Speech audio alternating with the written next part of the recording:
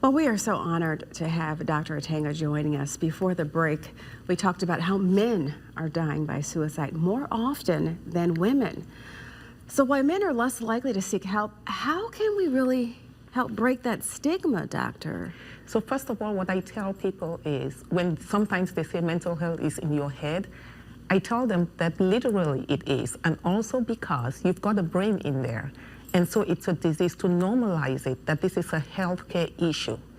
The way you would talk about your chest pain for heart disease, the way you would talk about your diabetes, I think families should be comfortable talking about feelings, normal feelings and distress. So normalize that. Secondly, to give men the vocabulary to talk about their feelings, to name it.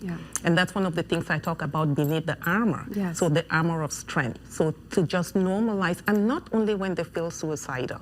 This should be a conversation to practice, whether you feel sad, whether you feel angry, whether you feel frustrated, whether you feel hopeless. All those things, because when you give a name to it, there is always something you can do about it. And I have to ask you this, doctor, what is the best way to start the conversation, to approach that subject? Well, how do you feel? How do you feel about your job loss? How do you feel about your breakup with your girlfriend? How do you feel about your divorce? So name that feeling. And also, I talk to people to forgive themselves, because a lot of times we hold on to things that lead to that point of hopelessness. And we also talk about just, finding somebody that you trust, that you talk to. The other thing, men die, fatal suicide, firearms. And this is a community that, I worked with men, so I know they value their firearms.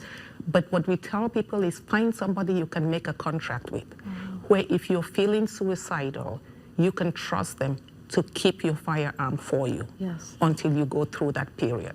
And also seek help. Talk to your doctor, and 988 is always a number people can call. And I want to talk about your book here, Beneath the Armor. Tell us about that. Yeah, so Beneath the Armor, as it says, 8 practical strategies for men to embrace vulnerability and lead with authentic strength. And why vulnerability? It's important that they feel normal.